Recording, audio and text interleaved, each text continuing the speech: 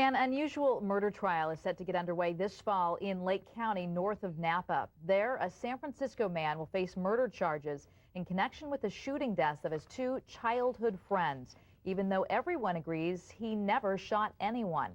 KTVU's Rita Williams explains in tonight's special report. No one disputes something terrible happened inside this Clearlake house.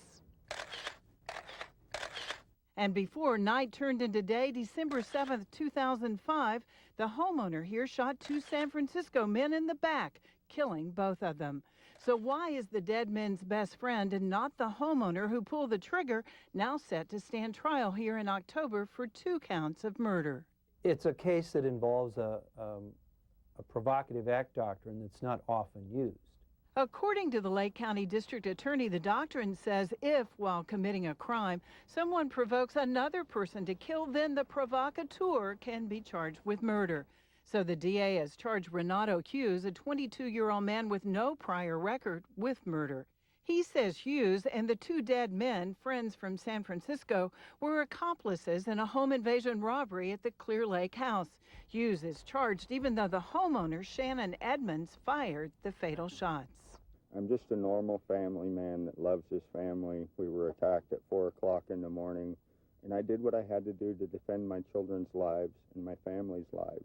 How could someone be provoked to shoot unarmed kids running away in the back? Any provocation to me has to be consistent with self-defense, and this clearly isn't. The prosecutor says the men armed with a shotgun broke into the house to steal medical marijuana. There was plenty. There was 2.67 pounds. This wasn't a planned robbery. It wasn't a home invasion. It was people went to buy drugs from a drug dealer.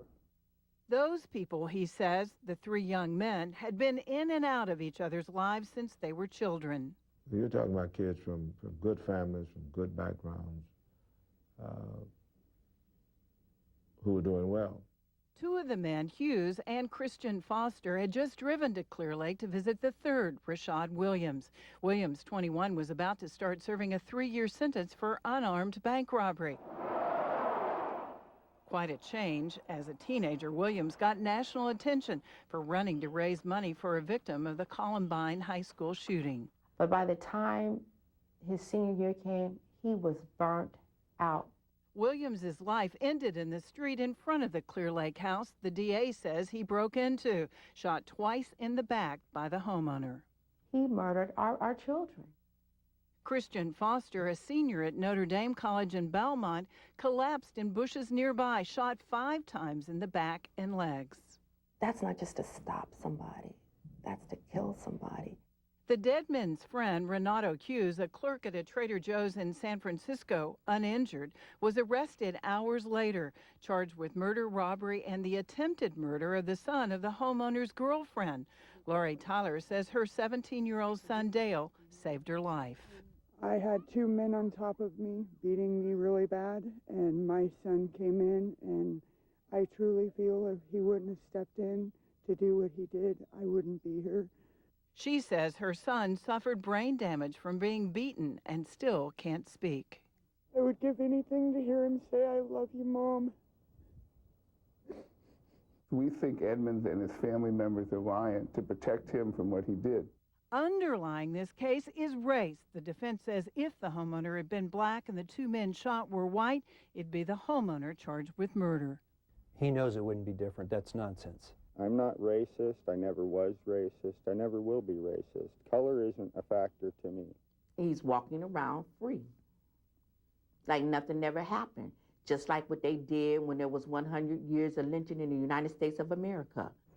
The defense tried but failed to move the trial out of Lake County, a very different place from where the 3 young men grew up.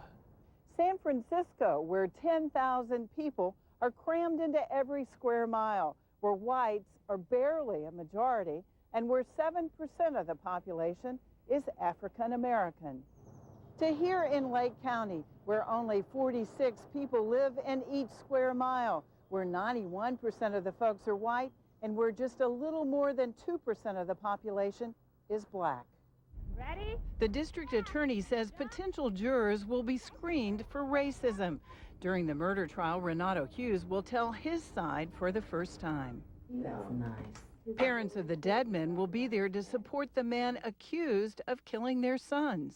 Do you blame Renato Hughes for killing your son? Absolutely not. No, because Renato didn't kill our son. No. He didn't kill him. If my children did something like that and they ended up shot, then that's just a fact of life. I'd have to deal with it.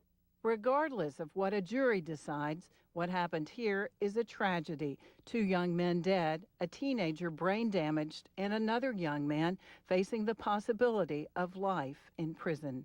In Clearlake, Rita Williams, KTVU, Channel 2 News.